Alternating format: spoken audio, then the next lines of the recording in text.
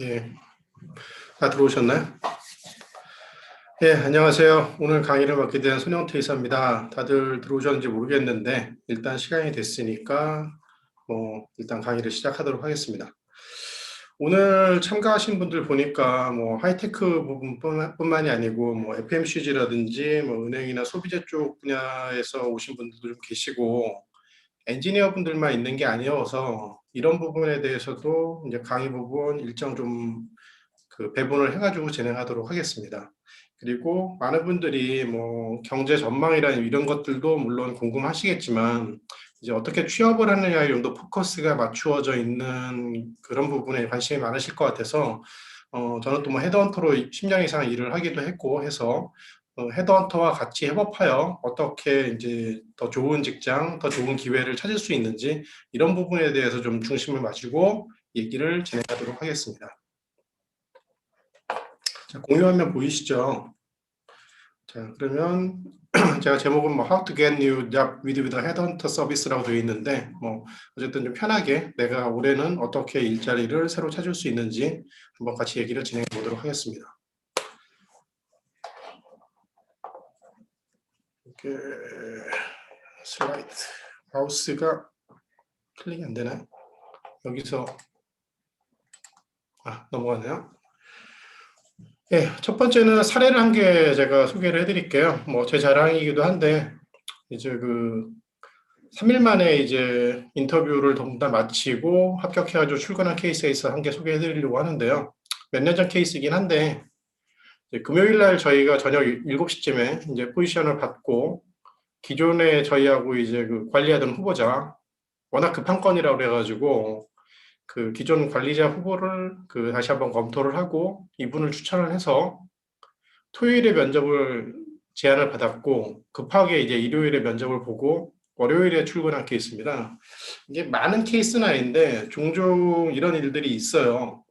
저도 한 5번 정도 본 것 같은데 그동안 이 케이스는 이제 고객사 쪽에서 워낙 급하게 진행을 했었고 그 이유가 그 다음 주 목요일인가에 호주에 가가지고 PT를 하고 회의를 참석해야 되는 포지션이었습니다.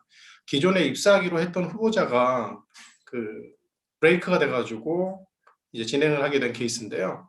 저희도 좀 급하게 이제 받게 됐기 때문에 이런 부분에 대해서 좀 새로운 후보자를 찾고 이렇게 검토를 하고 이럴 시간이 없었기 때문에 기존에 이제 저희가 관리하거나 아니면 서로 이야기를 나누던 커넥션에 있는 후보자를 대상으로 진행을 했고 운이 좋아서 또 저희가 적절한 후보자를 드린 것도 있겠지만 이런 경우는 이제 좀 급하게 진행이 됐기 때문에 회사 측에서도 눈높이가 조금 필요한 부분에만 포커스가 집중이 되고 불필요한 부분은 좀 양보를 할 수도 있는 거거든요.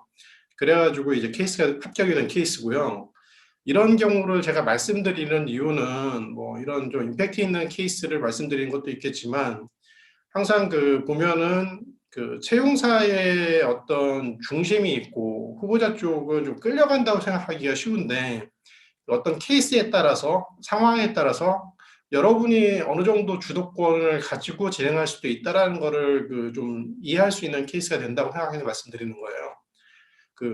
누가 급하냐에 따라서 분명 회사 쪽이 좀 더 헤게모니를 쥐고 있는 건 맞지만 후보자도 자기의 권리를 주장할 수 있거나 아니면 어떤 인터뷰에 있어서 주도권을 행사할 수 있는 그러한 상황이 생길 수도 있습니다. 그래서 누가 강자냐 이런 거에만 집중하지 마시고 어떤 상황에 내가 놓여 있는지 이 상황을 내가 최대한 이용하려면 어떻게 해야 되는지를 좀 더 주의 깊게 보실 필요성도 있는 것 같아요.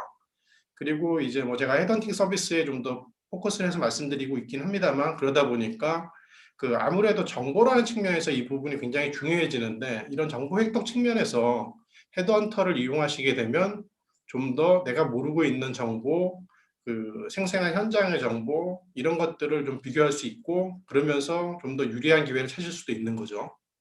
네, 그래서 이 후보자는 지금도 이제 아주 만족하고 잘 다니고 있고요. 또 다른 케이스를 한두 개 더 설명을 드리도록 하겠습니다.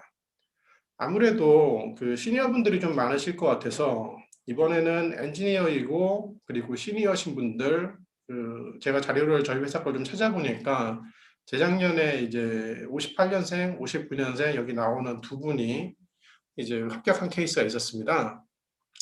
이 두 분의 특징은 여기 써 있는 것처럼 그 SK E&S 위례에너지 서비스라는 회사에 합격하신 분들인데, 그 개인정보는 저희가 좀 삭제를 하고 가져왔고요. 그 1년 계약직으로 들어가신 분들입니다. 그 연배들이 이제 뭐 60대가 넘으신 분들이니까, 예, 적은 분들은 아니죠. 그러다 보니까 원래 이제 그 탄탄한 회사에서 좋은 경력을 가지고 계셨던 분들이지만, 여기 보신 것처럼 1년 계약직으로 들어가시게 되셨고요. 두 분 다. 그리고 처우가 사실 그렇게 만족스럽지는 않으실 거예요. 토탈 한 4천 정도 수준이니까 뭐 예전에 받으셨던 연봉들, 뭐 여기 들으신 분들도 마찬가지겠지만, 아무리 은퇴를 했다고 하더라도 좀 약간 그 연봉이 좀 적다, 이런 생각이 들으실 수 있는데, 그래도 이런 경우에는 그 최대 5년까지 연장이 가능한 그런 포지션이고, 그리고 이제 퇴직자로서 내 경력을 낭비하지 않고 계속 활용할 수 있다라는 측면에서는, 사실 사람이 일을 하는 목적이 꼭 돈만은 아니고 어떤 나의 어떤 가치를 실현하는 목적도 있기 때문에, 이런 관점으로 보신다 그러면 이런 기회가 열려 있다는 것, 이런 기회를 내가 가질 수 있다는 것도 충분히 그 활용할 만한 그 요소가 되는 것 같습니다.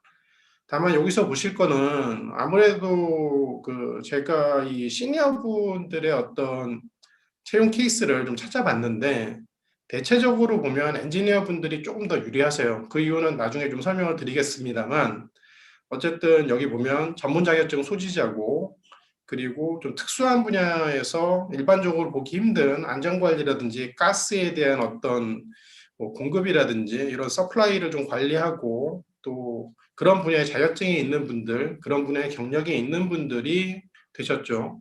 그 이유는 뭐 제일 큰 이유는 뭐 이분들이 충분한 경력을 가지셨기 때문이기도 하지만, 이 정부에서 이 정책적으로 몇 년 전부터 이 안전관리 쪽의 자격증을 그 반드시 회사에서 이런 자격증이 있는 분들을 그 채용하도록 강제한 부분도 좀 있습니다.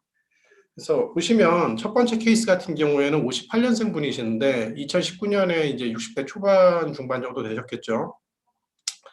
이분은 그 특이하게 이제 공업고등학교를 졸업하신 분이에요. 예전에는 뭐 이런 분들이 상업고등학교나 고등학교를 나와가지고 좋은 경력을 가지고 회사에서 오래 근무하신 분들이 꽤 있거든요. 그래서 이런 분들이 이제 자격증을 따시고 그 관련된 산업에서 오래 일하셨던 분들이 이렇게 일하게 되시는 경우도 있고, 또 두 번째 케이스는 굉장히 그 공부를 많이 하신 분이고 좋은 또 학력의 소유자신데, 이런 분들도 본인의 어떤 예전의 일들은 이제 조금 그 덮어두시고, 예, 이렇게 계속 자신의 어떤 경력을 활용하는 방향으로 갔다는 것을 말씀드리면서, 뭐 보시는 분들이 사실 이런 연봉에 대해서 좀 불만족스러우실 수도 있겠습니다만, 말씀드렸다시피 내 경력을 사장시키지 않고 현장에서 일할 수 있는 이러한 기회로, 예, 생각하시는 것이 좋겠습니다. 그래서 이제 말씀드리고 싶은 부분은 그 자신감과 도전 정신이라고 좀 얘기를 했는데, 뭐 하늘이 무너져도 뭐 솟아날 구멍이 있다라든지 뭐 이런 얘기들은 많이 들어보셨죠. 근데 이제 제가 강의를 나가고 그리고 실제로 후보자분을 만나도 항상 많이 드리는 이유가, 이 자신감이 굉장히 중요해요. 그 퇴직을 하시거나 아니면은 회사에서 이제 정리해고 같은 나쁜 안 좋은 이슈들이 있어가지고 나오게 돼가지고, 충분히 좋은 경력을 가지고 충분히 실력이 있으신 분들도 막상 바깥에 나와 보면 이제 이 경쟁이라는 게 이렇게 쉬운 상황이 아니란 말이죠. 그래서 한 3개월 이 정도까지는 괜찮으세요. 근데 이제 어플라이를 하고 자기하고 맞는 부분이 이제 뭐 운 좋게 될 때도 있겠지만 그렇지 않을 때도 많아가지고 계속 부딪히고 떨어지고 뭐안 좋은 소식을 듣게 되고 이러면, 그게 반복이 되면 보통 6개월 정도 지나시면 굉장히 초조해지십니다. 그래서 이제 사람에 따라 틀리겠지만 5, 6개월을 이렇게 지내게 되면서 슬슬 불안해지고, 아, 내가 혹시 내가 생각한 것만큼 그렇게 뛰어난 사람이 못 되는가 하는 그런 불안감 마음도 생기시고 자신감이 떨어지게 되면서 오히려 그게 악순환이 되세요.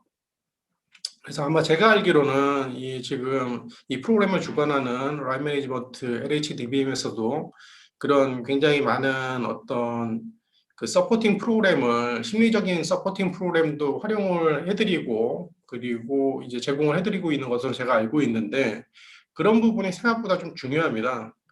같은 실력을 가지고, 같은 경력을, 비슷한 경력을 가지신 분들이 이 자신감을 가지고 하게 되면 그게 이 면접 보는 분한테도 좀 전해져요. 그래가지고 저희가 봤을 때 자신감 있고 약간 좀 배짱이 있는 분들이 잘 되는 케이스를 많이 봤어요. 그래서 여러분께 드리고 싶은 부분은 그 두 가지입니다. 뭐 예를 들어서 말도 안 되는 뭐 예를 들어 복권 같은 경우에 뭐 사실 가능성은 없지만 저희가 그런 얘기 많이 하죠. 산 사람과 안 산 사람의 차이는 분명히 존재한다. 제가 복권을 사라고 드리는 말씀은 아니고요. 확률이 제로냐 아니면 1%냐 뭐 2%냐 이 차이는 분명히 있는 거거든요. 그래서 그 어떤 도전 정신을 가지고 부딪혀 보는 게 굉장히 중요한 것 같은데 이 떨어지는 게 두려워서 이 행위 자체를 안 하시고 너무 제기만 하시면 이게 오히려 더 안 좋습니다. 그래서 막 아무데나 다 찔러보라고 드리는 말씀은 아니에요. 뭐 이렇게 막 물량으로 막 승부해가지고 100개, 200개 이렇게 막 지원하라는 말씀이 아니라 나한테 잘 맞을 것 같다는 생각이 들고 자신이 있을 만한 포지션이라면 과감하게 좀 도전을 하셔야 된다는 거예요. 그 인생의 뭐 절벽을 이제 저희가 사실 이 코로나 때문에 굉장히 저희도 힘들었고 뭐 특히 이제 현장에 계신 분들은 더 힘드셨을 텐데 이 절벽을 마주치게 되면 사람이 굉장히 그 깝깝하고 어떤 그 눈앞에 보이는 게 없을 수가 있어요. 근데 한 걸음 떨어지셔가지고 잘 살펴보시면 분명히 거기에 새길도 있을 것이고 보이지 못한 우회로도 있을 것이고 내가 보지 못했던 것들이 있을 겁니다. 그래서 그런 그 마음의 여유를 가지시길 바라고요. 마지막 3초라는 얘기를 제가 어느 책에서 한번 본 적이 있는데 이게 그 어떤 복서의 인터뷰였어요. 그래서 계속 그 경기에서 역전승을 거두는 이 복싱 선수에게 그 리포터가 물었죠. 어떻게 당신은 그렇게 마지막에 꼭 그 역전승을 이룰 수 있느냐 그랬더니 이 사람이 그런 얘기를 했습니다. 마지막 3분 동안 노력을 하고 마지막 30초 동안 노력을 하고 그리고 정 안 되면 마지막 3초 동안 노력을 해보고 계속 시도를 하는 게 나의 어떤 역전승의 비결이었던 것 같다. 그래서 포기하지 말고 계속 하시면 그 더 좋은 기회가 언젠간 찾아올 것으로 믿습니다. 그래서 인생에 예전에 보면은 기회가 3번 온다고 얘기를 했었어요. 그 얘기가 현대에도 과연 그대로 맞을까? 제가 요 얘기를 드리고 싶은데 세상이 우리가 조선시대, 고려시대 그리고 그보다 더 이전 시대에는 한 마을에 태어나서 그 마을에서 계속 살면서 모두 다 아는 사람들끼리 그 있었고 그러니까 이 사람이 어떤 능력을 가지고 있는지 어떤 곳에 쓸모가 있는지 모두 다 알았습니다. 그리고 이것보다 더 중요한 것은 우리는 다른 기회를 찾아서 이동할 수도 없었고 그때는 이동할 기회도 제한됐으며 또한 세상도 너무 느리게 변해가지고 어떤 그 내가 가지고 있는 역량이 지금 시대에 맞지 않았다면 다음 기회가 찾아오기가 되게 힘들었어요. 그렇지만 현대는 약간 다르다는 걸 여러분도 알고 계시죠? 우리는 그 다른 장소를 찾아서 이동할 수도 있고요. 그 다음에 세상도 굉장히 빨리 바뀌기 때문에 이러한 기회를 사실 내가 모르고 있을 뿐이지 오늘 3번 올 수도 있고요. 1년에 3번 올 수도 있고요. 평생에 3번 올 수도 있습니다. 이건 내가 어떻게 트라이 하느냐의 차이인 거예요. 그래서 그 예전에 보면 기업들이 뭐 예를 들어서 지금도 뭐 1등 기업들이 잘 나가긴 합니다만 그 제가 이제 기업사를 보면은 뭐 IBM이라는 그 미국의 굉장히 굴지의 회사가 1980년대인가 90년대 7년 동안의 호황을 맞았어요. 그래서 역대급의 이익을 냈는데 이 회사에서 당연히 붐업이 됐고 자신감이 넘쳤겠죠. 바로 이어서 7년 동안 사상 최대의 적자를 또 연속적으로 기록한 일이 생깁니다. 그래서 그때 회사가 우리는 이렇게 가면은 이제 곧 회사가 무너질 것 같아서 크게 또 체질 변경을 하게 되죠. 이 체질 변경을 해가지고 여러분들이 예전에 알고 있던 IBM은 하드웨어 중심의 회사였는데 지금은 솔루션 중심의 회사로 탈피해가지고 회사가 또 극적으로 회생을 합니다. 그래서 이런 사례를 보면 현대는 그 진짜 뭐 굉장히 어려워질 수도 있지만 이게 극적으로 반전될 수 있는 계기도 많이 가지고 있어요. 그래서 인생의 기회는 뭐 3번이다 이런 얘기는 일반적으로는 맞을 수가 있지만 모두에게 맞는 건 아니에요. 그래서 이런 기회가 어디에 있고 그다음에 내가 그걸 잡을 수 있고 준비된 사람인지 또는 무엇을 준비해야 되는지 이런 걸 꾸준하게 준비도 하시고 그리고 트라이도 하신다 그러면 기회는 3번이 아니고 30번이 될 수 있고 300번이 될 수 있고 뭐 그 이상이 될 수도 있습니다. 그리고 또 한 가지 말씀드리고 싶은 것이 예전에 이제 세상이 느리게 변했고 지금은 좀 빠르게 변한다 그랬잖아요. 그러니까 각 시대별로 요구하는 역량이 달라요. 그러니까 예를 들어서 뭐 지금 격투기 선수 같은 분들은 예전에 태어났다면 조선시대나 고려시대면 굉장히 힘이 세고 싸움을 잘하는 무장이 돼가지고 나라를 뭐 건국하고 이런 항우 같은 사람이 됐을 수도 있겠죠. 근데 지금은 이제 그런 분들이 격투기 선수를 하시고 만약에 지금 우리가 알고 있는 연예인들 뭐 아주 조선시대에 태어났다면 왕의 남자라는 영화를 보셨는지 모르겠지만 예를 들어서 거기서 화살을 맞고 죽는 그런 공길인가 뭐 그 사람의 역할이 될 수도 있는 거예요. 그래서 내가 가지고 있는 역량이 지금 시대에 잘 맞는지 그리고 지금 더 급하게 바뀌고 있는 이런 시대에 맞는지 이런 걸 잘 생각해 보시기 바랍니다. 네, 간단하게 제 소개를 드리면요. 저는 기계공학과를 나오고 전공을 하고 이제 외국계 회사와 이제 국내 회사를 좀 골고루 다녔는데 대기업도 다니고 나중에는 이제 벤처에도 좀 있었고 개인 사업도 좀 했었습니다. 그래서 지금은 이제 여기 보시면 제가 이제 제 인생에 좀 큰 어떤 맥락이었던 회사들을 좀 적어놨는데 제가 처음에는 이제 기계공학을 전공했기 때문에 삼성자동차에 들어가고 싶어서 삼성그룹에 어플라이를 해가지고 합격을 했었었고요. 그 후에 이제 좀 지방 근무가 저하고 그 당시에는 좀 안 맞는다고 생각이 들어가지고 군대 나오신 분들 아시겠지만 이제 부산 근무가 발령이 나가지고 이제 그런 좀 이슈가 있었었고요. 이 질레코리아라는 이제 외국계 회사에 제가 전산에 이제 관심이 굉장히 많았었기 때문에 전산 쪽 프로젝트를 수행하러 들어갔습니다. 그래서 이쪽에서 전산 시스템 관리를 하게 됐고 그리고 이제 코카콜라 코리아로 이직을 해가지고 그쪽에서도 이제 일을 좀 하고 프로젝트 몇 개, 뭐 Y2K를 포함해가지고 몇몇 프로젝트를 진행을 하고 이제 나왔습니다. 그래가지고 그 후에는 이제 벤처도 있고 뭐 이렇게 회사를 좀 옮겨 다녔는데 이 최근에는 이제 제 전공을 조금 더 찾아가가지고 뭐 전산 쪽 프로젝트도 물론 진행을 하고 있지만 이제 기계공학 쪽을 좀 살려서 이제 여기 보시는 ASML 같은 반도체 쪽 관련 회사들을 장기간 좀 진행을 하고 있습니다. 이 부분은 뒤에도 조금 다시 말씀을 드리고요. 오늘 뭐 오신 분들 보니까 뭐 코카콜라 코리아에 계셨던 분들도 있고 뭐 펩시코에 계셨던 분들도 있고 뭐 여러 FMCG라든지 이런 쪽 계셨던 분들도 계셔가지고 좀 말씀을 드렸습니다. 예, 오늘 순서는 성공 사례를 몇 개 좀 위주로 말씀을 드리고요.